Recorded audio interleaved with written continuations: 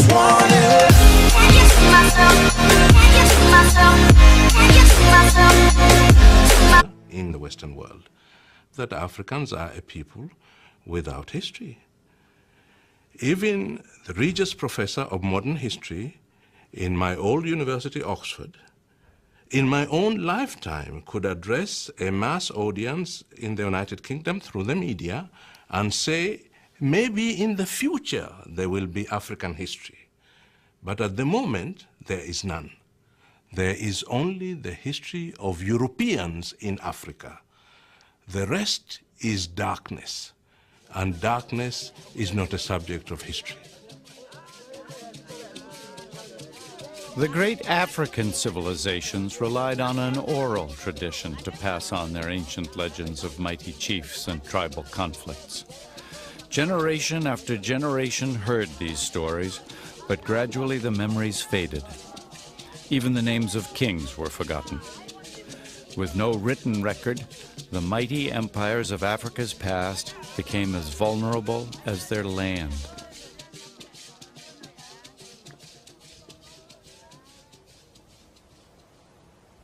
"800 years ago, this rugged terrain near the South African border with Zimbabwe was the site of one such kingdom. All outward signs of their civilization have long vanished, yet the local Venda people know, through whispers from their ancestors, that great kings and queens were once buried here, high above the bushveld on the summit of a cliff. A burial ground created with thousands of tons of soil carried here to cover the bare rock of the clifftop. Each body was adorned with gold treasures before the royal graves were sealed.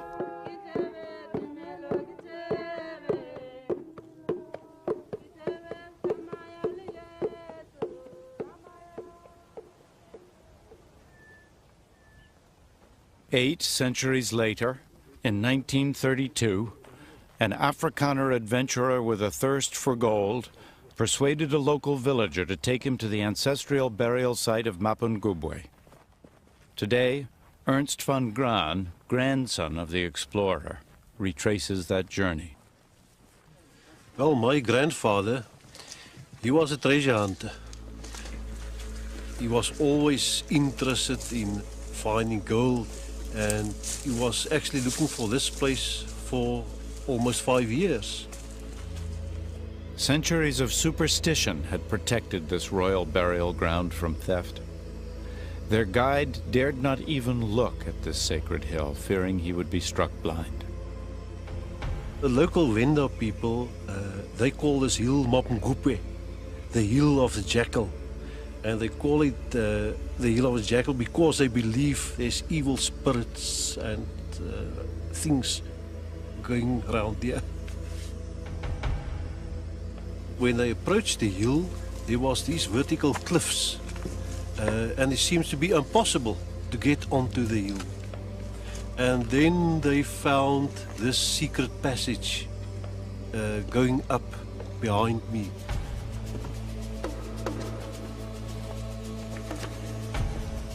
As Van Graan's team began their climb, they found holes carved into the rock face, an ancient stairway to the top of this hidden chimney.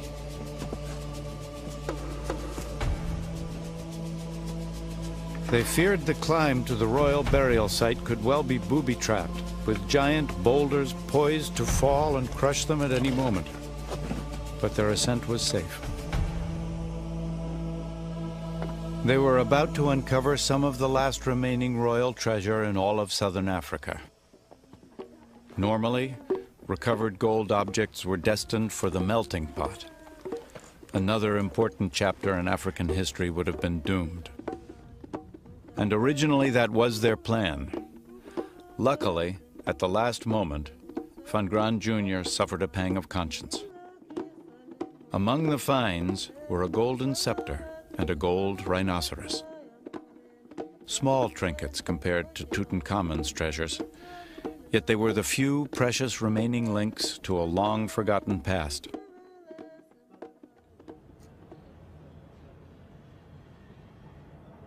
Van Graan had been a history student in Pretoria. He knew the significance of these artifacts and decided to donate them to the university.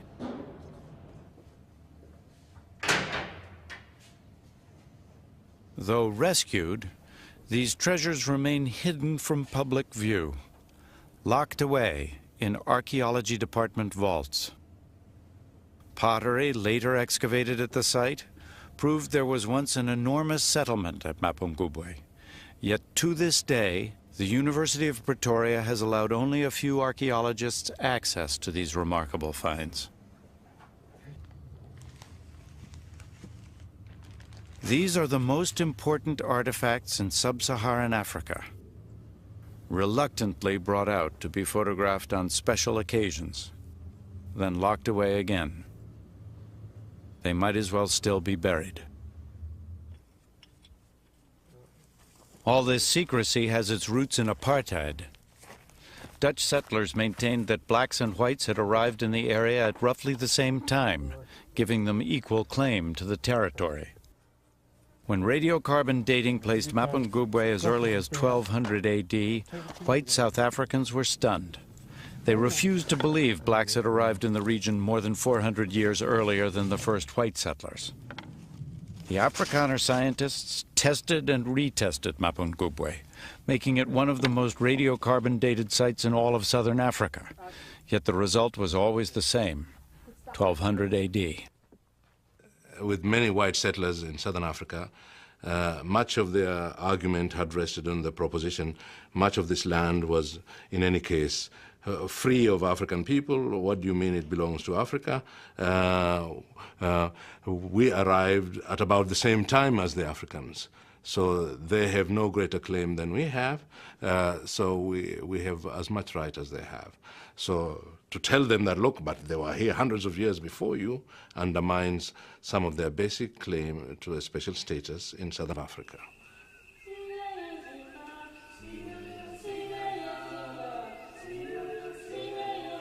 This civilization was ancient, it was prosperous, and it was black. But what happened to these people remains a mystery.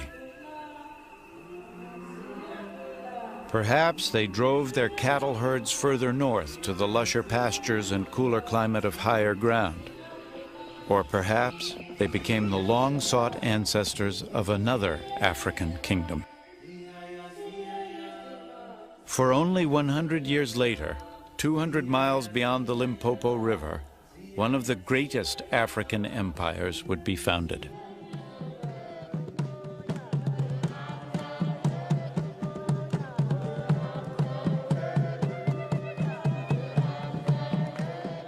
While Europe was in the Middle Ages, southern Africa was dominated by the Kingdom of Great Zimbabwe.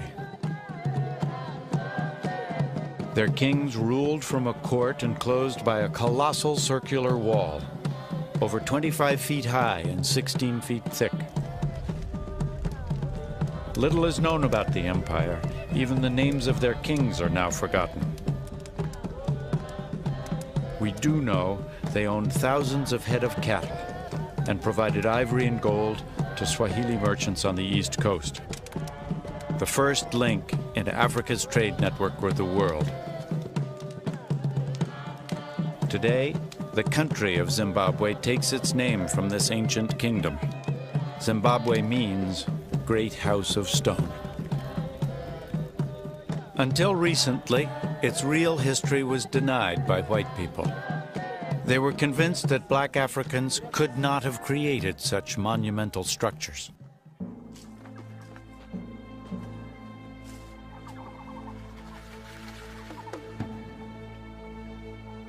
For hundreds of years, Europeans dreamed of finding a lost white civilization of incredible wealth somewhere in Africa's dark and savage interior.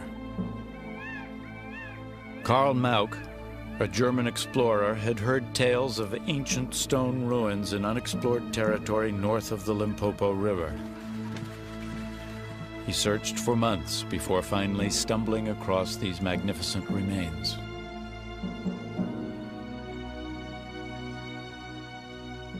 Tuesday, 5 September 1871. I saw a short distance away an apparently round edifice. It's built without any mortar of hewn granite slabs. The outer wall is about 150 yards in diameter. The local natives call these ruins Zimbabwe. Mauk was overcome by the splendor and sophistication of these ruins. But believing black Africans too primitive to build such walls, he was convinced they were the work of a lost white tribe. Finally, I stopped in front of a tower-like structure. It stood quite undamaged. I learned from the local inhabitants that they themselves have only lived here from about 40 years ago, that the region was quite uninhabited before that time. All are absolutely convinced that white people once inhabited the region. He drew African artifacts in his notebook, but refused to believe that this city was built by blacks. Finally, he found evidence he believed would prove his theories. I cut some splinters off the crossbeam. A comparison with the wood of my pencil shows that it must be cedar wood, and this must have come from the Lebanon. Furthermore, only the Phoenicians could have brought it there. Solomon used a lot of cedar wood for the building of his palaces, and these ruins are an imitation of Solomon's buildings in Jerusalem. The great woman who built the enclosure could have been none other than the Queen of Sheba.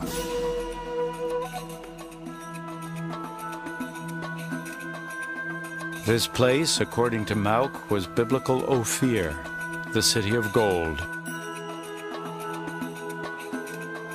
The story of the Queen of Sheba is first told in the Bible. Laden with precious gifts of gold and gems, this mythical white queen visits King Solomon in Jerusalem. She is said to be a temptress, with a lustful body beneath her silken robes. She gives the king everything he desires. Karl Mauk concluded the Queen of Sheba must have been the Queen of Great Zimbabwe, and this place, her palace. Mauk's racist theories were quickly seized upon as valuable propaganda by white settlers seeking to expand the British Empire. Any proof that whites had been here in biblical times would help justify their new exploitation of the region.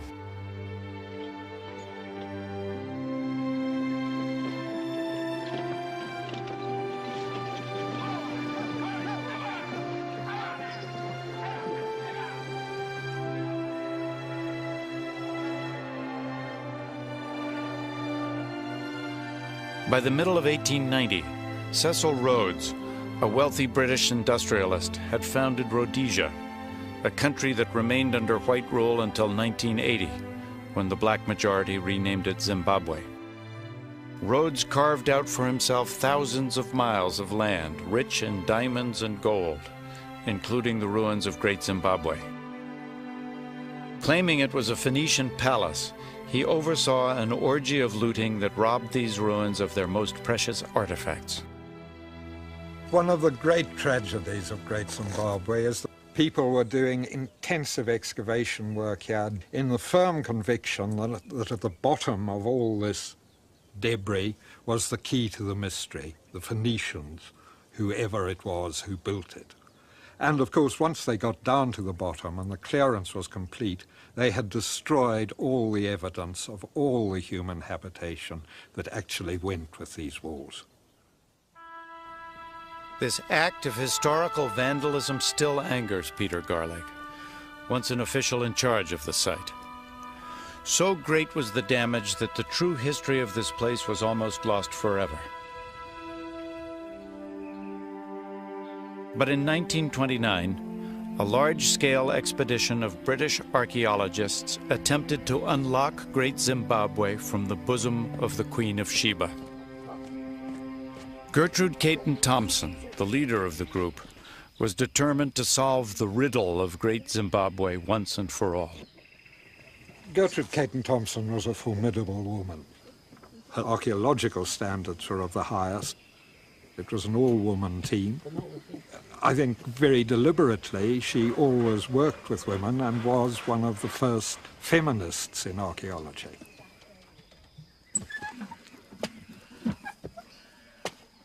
After weeks of digging, her team still hadn't found enough material to date the site. Demoralized, they sought another area worth exploring. Caton Thompson needed to locate unpillaged ruins. A determined explorer, she persuaded a friend to loan her an airplane.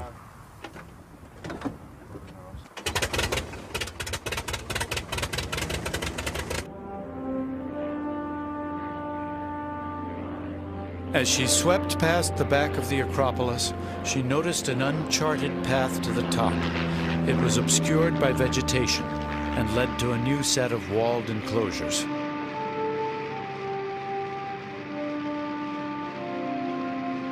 At last, she had found a place untouched by white hands.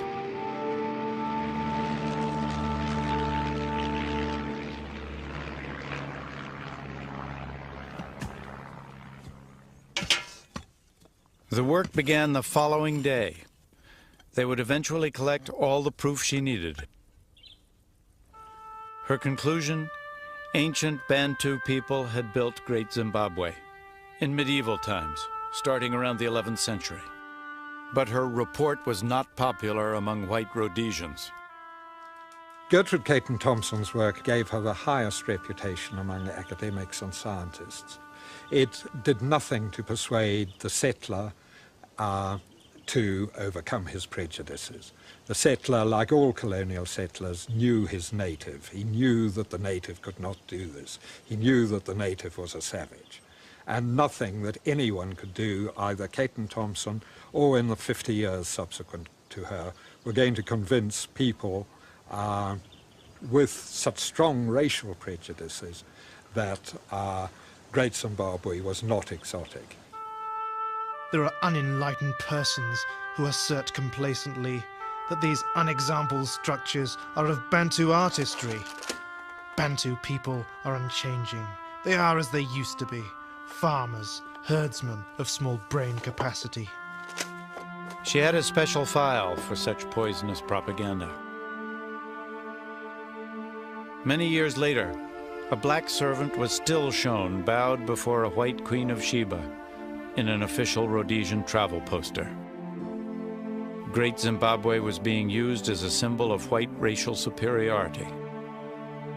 Today, the same image is the icon of the new nation of Zimbabwe.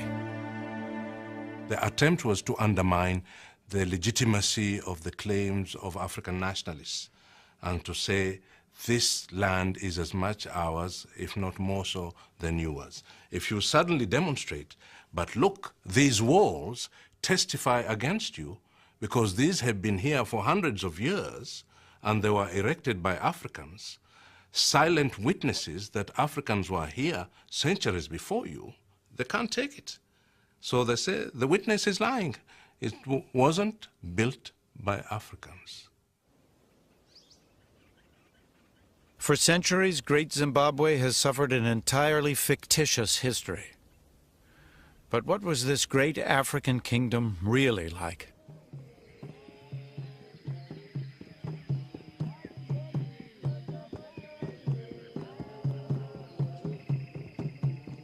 In its heyday during the 14th century, Great Zimbabwe was a thriving metropolis, unique in all of Africa. It was as big as London at the time, with a population as large as 18,000 crammed into just a few square miles. Inside its great stone walls was sub-Saharan Africa's oldest known urban culture. The noise must have been overwhelming. Smoke from hundreds of cooking fires would have darkened the sky. It was the capital of an empire that stretched for thousands of miles and contained hundreds of mini-Zimbabwes, each with its own ruler. In Great Zimbabwe, a king's influence carried on long after he died. spirits of ancestors remained an ongoing presence, both as powerful rulers and spiritual advisors. Today, the local Shona people are thought to be descendants of the people that built Great Zimbabwe. In modern Shona culture, the spirits of ancestors are still regularly contacted through a ceremony performed by a medium in a cave below the Acropolis ruins. The Shona are very religious people. They believe strongly that their ancestors are not dead and gone forever, that they are alive. Through their mediums, they can punish them, they can bless them, they can pray for them. And therefore, if you don't follow what they say, you are likely to come into misfortune. Stan Mudinge, a Zimbabwean government minister, has studied the ancestors of the Shona people.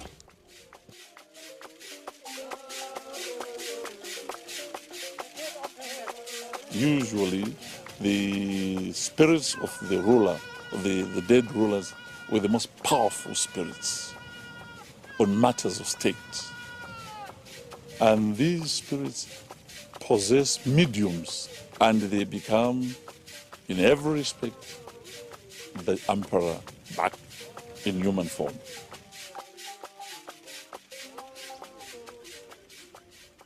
High on the Acropolis overlooking the kingdom is a sacred enclosure where we can imagine what used to happen.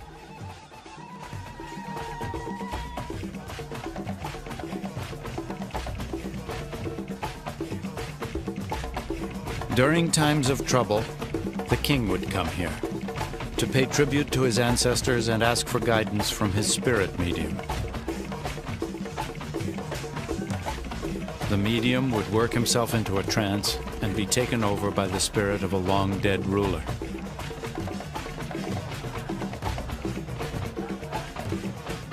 This supernatural link between the king and the nation's founding fathers was fundamental to the culture. Through his medium, the king exerted influence over the spirit mediums of lesser rulers. In addition to military might, he wielded a powerful spiritual control over any who would challenge him.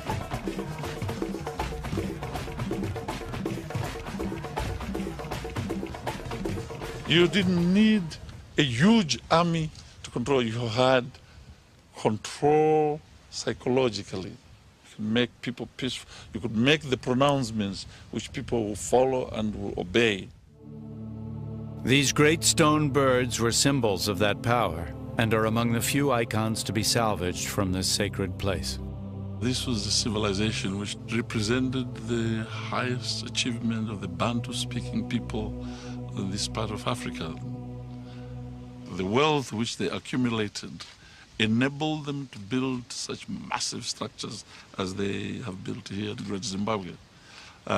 Especially down there in the valley, I think there was sheer arrogance, pomposity, the great madness which seized Louis XIV to build the great Versailles Palace.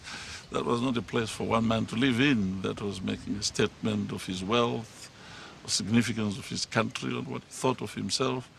And the same madness seized the people here and built these huge, magnificent stone structures which we now admire. Great Zimbabwe was constructed over several centuries by a devoted people. 1 million stone blocks were shaped just to build the outer wall. Each subject paid tribute to the chief with 7 days of labor each month, not slave labor. They built this monument to honor their king and provider. The original builders of these walls came to granite outcrops like this one. Today they still quarry blocks, as they have for centuries, to repair the broken walls of their ancestors. By heating the granite with fire and throwing water along the fault lines, the rock shatters into thick slabs.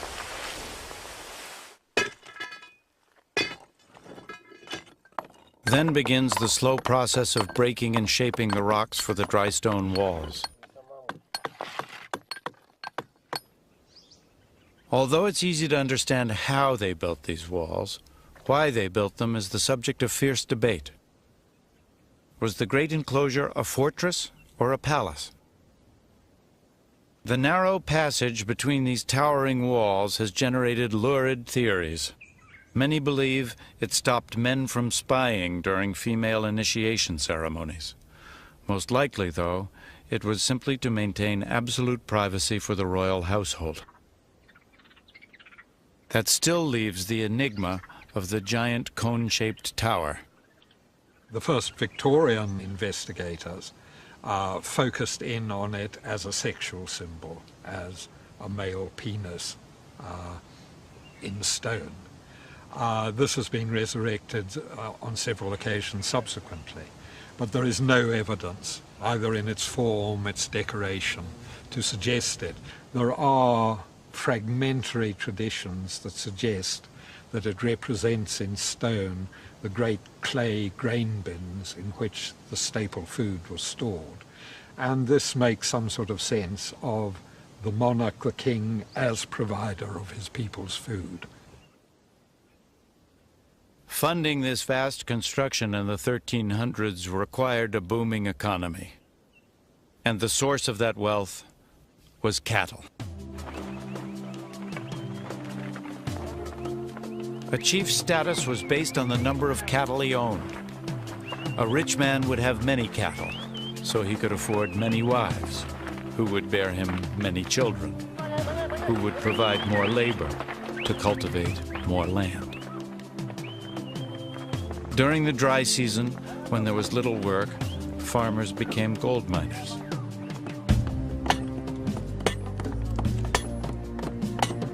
Digging for gold in these narrow mine shafts was so dangerous, laborers had to be bribed to go underground. Most preferred panning in the riverbeds.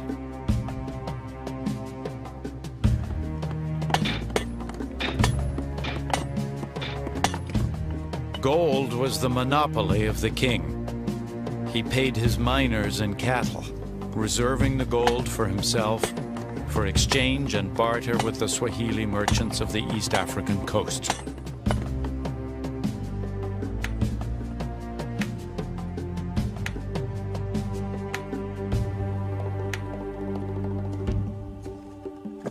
At the height of their power, the great Zimbabwe rulers controlled the flow of gold and ivory to the trading ports of East Africa.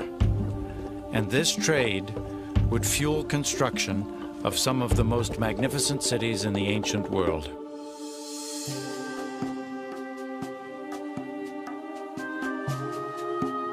In the 14th century, Africa's Swahili coast was an exotic place, described by Arab sailors as vibrant and affluent, with the most beautiful and well-constructed towns in the world. This was the setting for the legendary adventures of Sinbad and the Arabian Nights. Persian carpets were exchanged for African ivory. Porcelain was traded for gold.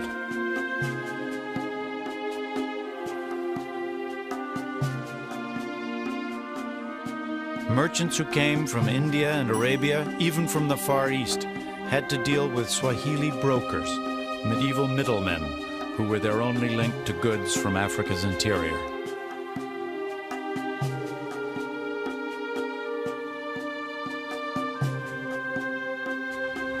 The Swahili built and sailed the dhows and navigated the treacherous channels to the many trading ports.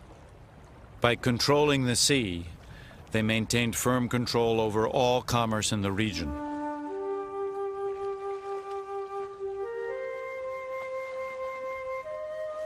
Every year, hundreds of boats awaited the monsoon winds to carry their goods back to the Middle East.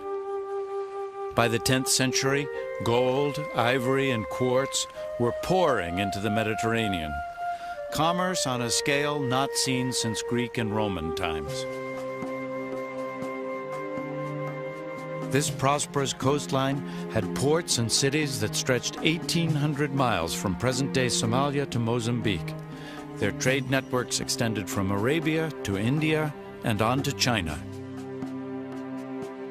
In the 15th century, the Swahili even exported a giraffe to China, causing a sensation at the imperial court.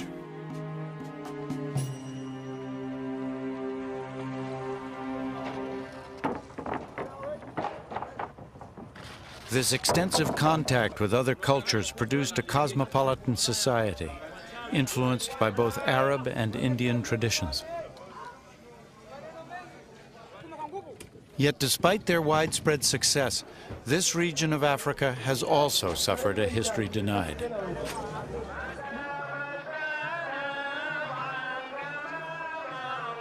The confusion can be traced back to the first Arab traders and the introduction of Islam.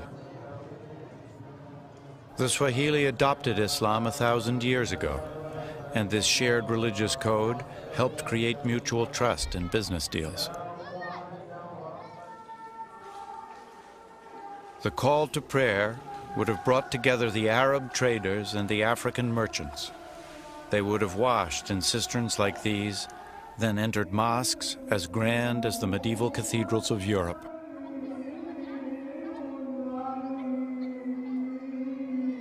But the mystery is, who built these once great cities? Arabs or Africans?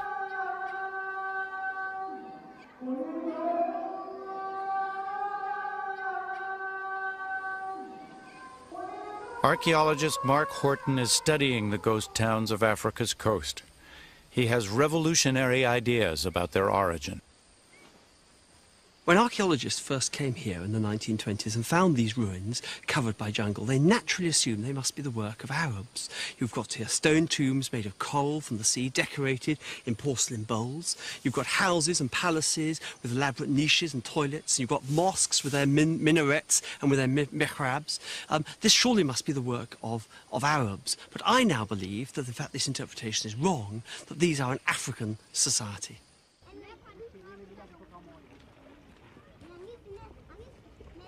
The raw material for these towns was mined from coral deposits. Until recently, it was assumed Arab settlers used African slaves to build their mosques and palaces. Once again, many found it hard to imagine Africans constructing permanent buildings.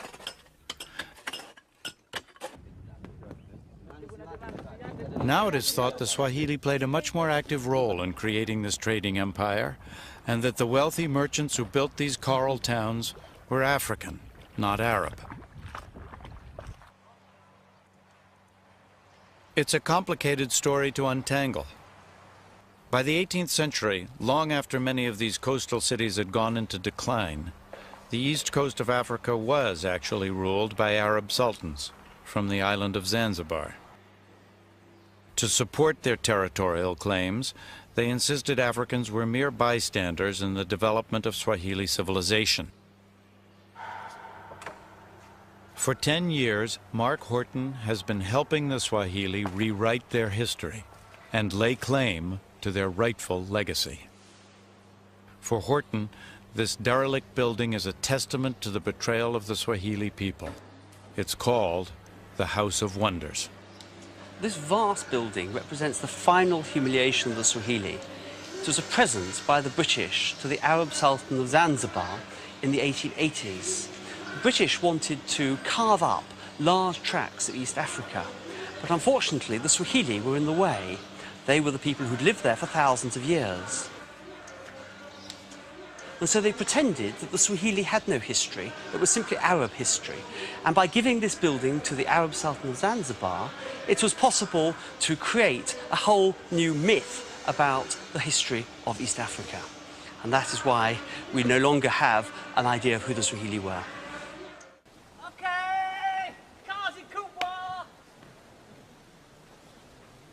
Horton believes the only way to find out who they were is by digging. His goal? To find evidence of an early African settlement on the island of Pemba off the Tanzanian coast.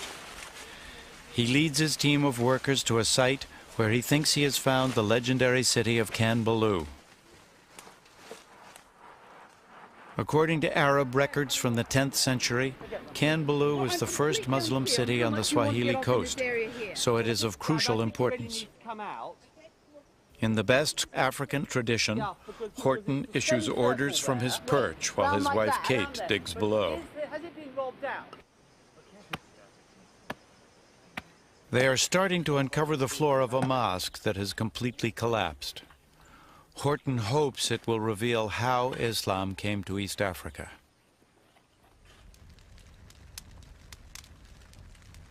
An old Arab legend offers one explanation. Abdul Juma, Zanzibar's chief archaeologist, turns it into a campfire story for the weary workforce. It comes from the journal of an Arab explorer.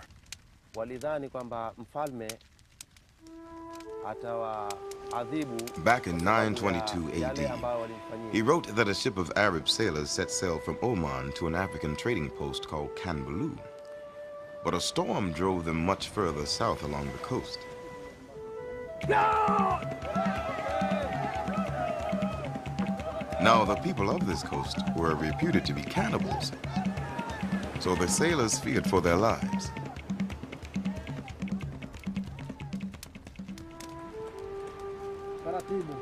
The frightened Arab merchants were brought ashore and dragged before the king.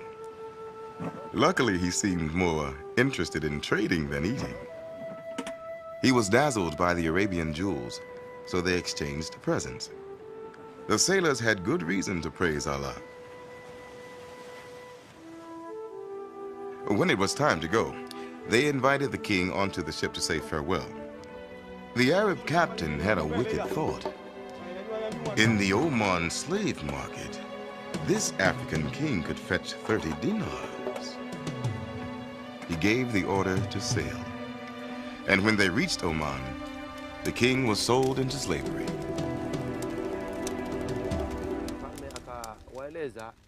Over the next year, the king learned Arabic and studied the Quran and eventually became a devout Muslim. Then one day he escaped from his master and walked back thousands of miles to his village. Several years later, the Arab captain who had betrayed the king set sail on another voyage to Kanbalu. Once again, their ship was blown south. Once again, they found themselves off the land of Zanj. The Arab merchants were stunned to see the king they had sold years before and begged for mercy. "Go, you traitors," he said. "If I have forgiven you, it is because through me you have introduced my people to Islam. So in future, when Muslims come here, we will treat each other like brothers." This time, the king did not see them off.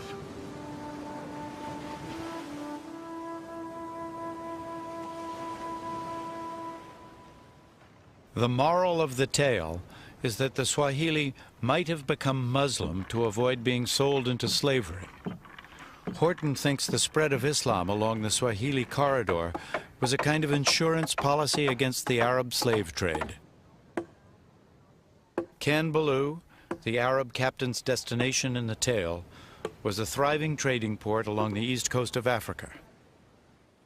If this is Kanbalu Horton has found, then beneath the floor of this stone mosque, there could well be earlier mosques built in a more traditional African style.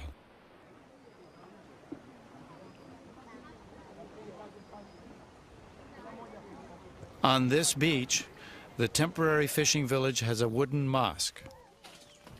Swahili only live here during the fishing season, as they have for 1,000 years. But they always build a mosque, one probably similar to the very first Swahili mosques. So, Mark, this is a timber-built mosque with thatch, typical of early mosques on these villages. Right. And when they abandon these, they graduate to one made of mud? Yes, mud and timber mosques. And usually it becomes larger than this timber mosque. And then, again, one then has a stone one? Yes, they built a stone on the same spot. One on top of another. On top of another.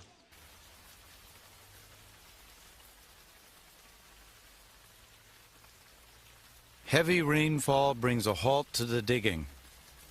The downpour softens the soil just enough to quicken Mark Horton's pulse. Beneath the stone mosque, they begin to find remnants of two wooden mosques, one on top of the other, the earliest dating back to the 8th century. This place is probably the site of Kambalu. We know from historical evidence that Kambalu is the first place on the East African coast with Muslims. Perhaps this is the first structure that I'm kneeling on, the very place that the Muslims came to East Africa.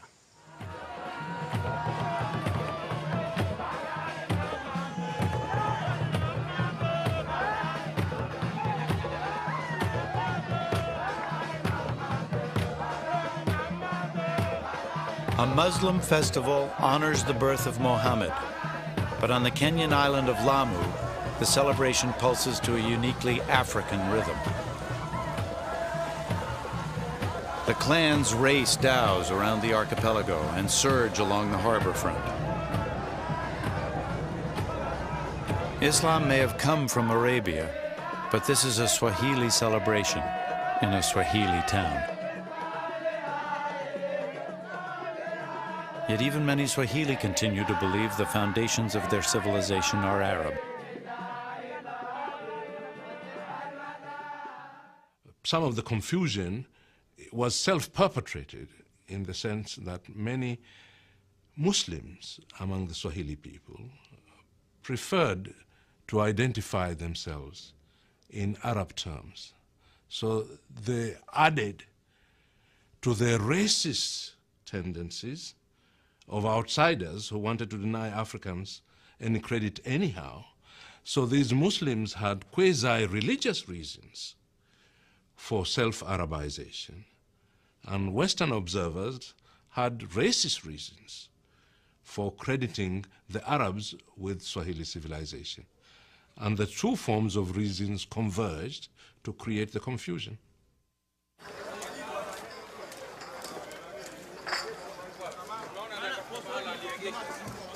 There can be no denying the external forces that molded towns like Lamu. The intricate wooden carving on doorways is a typical Swahili feature.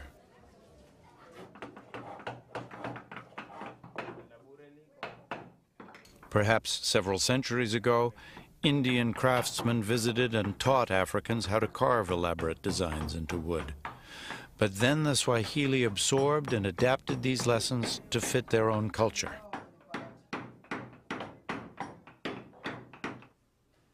Perhaps Persians introduced the ornate designs carved into the walls of houses. But today, Swahili craftsmen practice the art of molding wet plaster.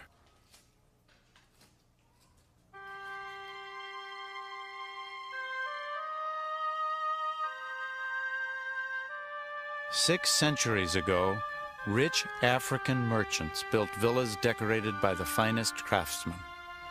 Lamu was as sophisticated as medieval Venice. These opulent houses were built on the foundations of the Arabian and Indian trade. Today, most of that trade is gone, and the economy depends on a trickle of tourism.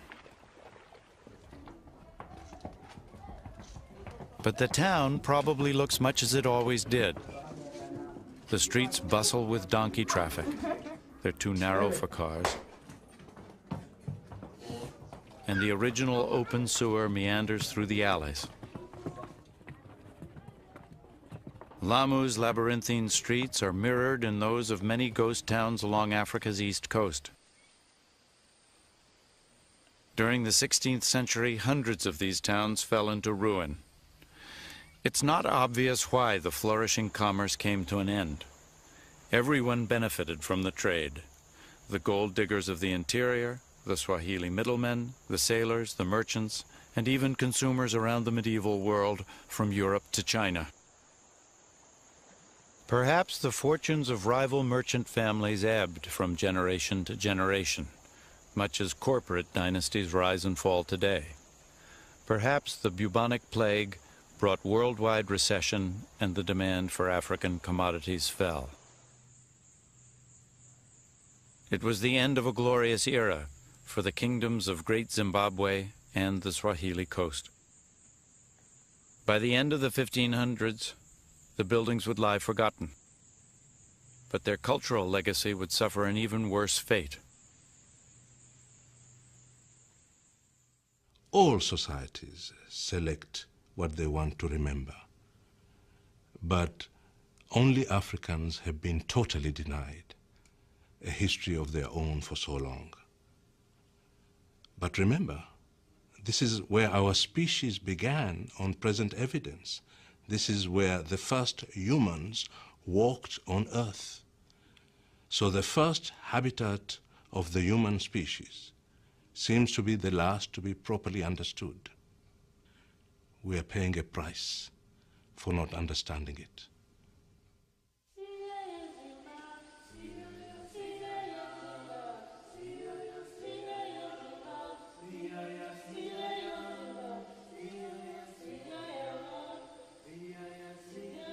When European settlers first came to Africa, they dreamed of discovering a lost white civilization of fantastic wealth and beauty. Surprisingly, even today, the myth lives on.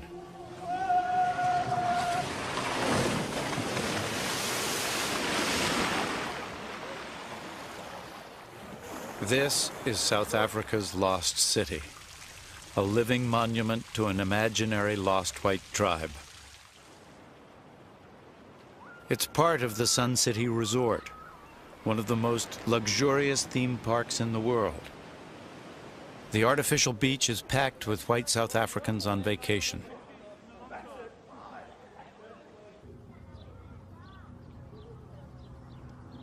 A labor force of several thousand black South Africans keeps the dream of the lost white tribe alive. Each night, they return to their shanty towns, discreetly hidden behind the hills.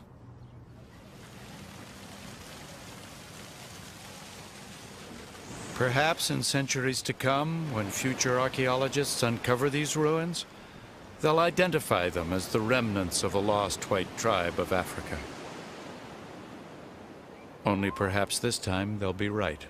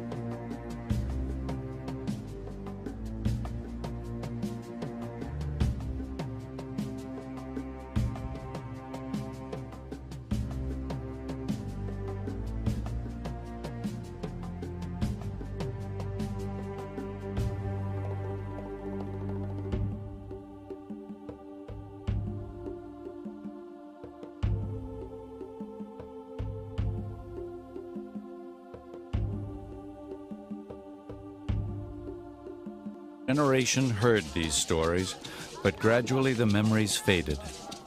Even the names of kings were forgotten. With no written record, the mighty empires of Africa's past became as vulnerable as their land.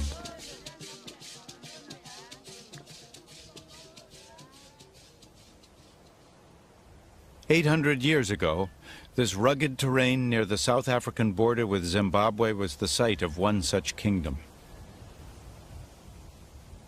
All outward signs of their civilization have long vanished, yet the local Venda people know, through whispers from their ancestors, that great kings and queens were once buried here, high above the bushveld on the summit of a cliff.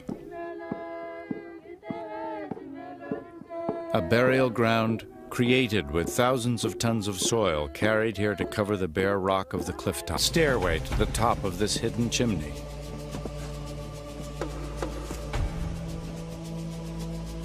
They feared the climb to the royal burial site could well be booby-trapped, with giant boulders poised to fall and crush them at any moment. But their ascent was safe. They were about to uncover some of the last remaining royal treasure in all of southern Africa. Normally, recovered gold objects were destined for the melting pot. Another important chapter in African history would have been doomed. And originally that was their plan. Luckily, at the last moment, Van Graan Jr. suffered a pang of conscience. Among the finds were a golden scepter and a gold rhinoceros. Small trinkets compared to Tutankhamun's treasures, yet they were the few precious remaining. Each body was adorned with gold treasures before the royal graves were sealed.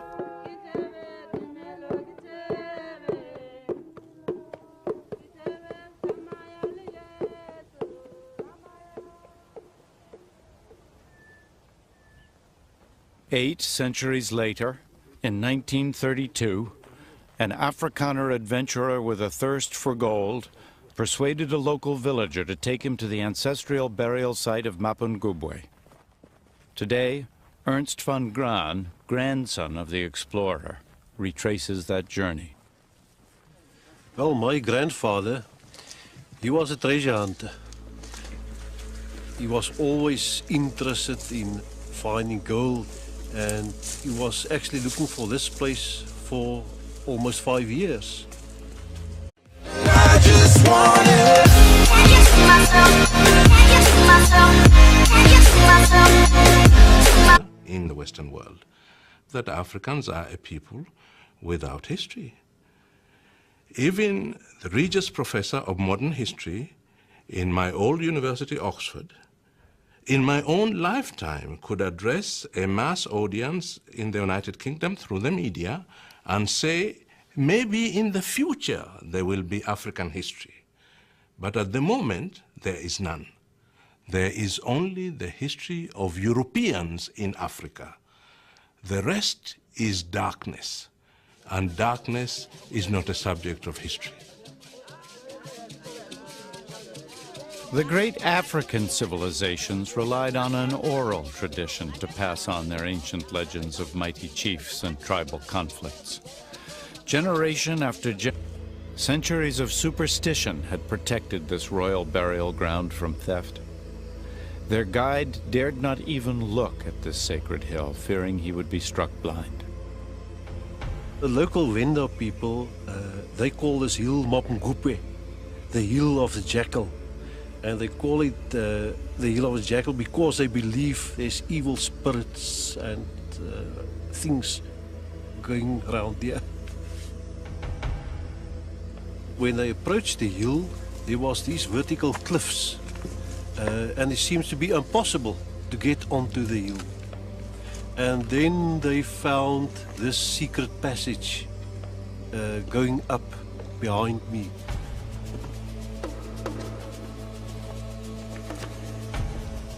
As Van Graan's team began their climb, they found holes carved into the rock face.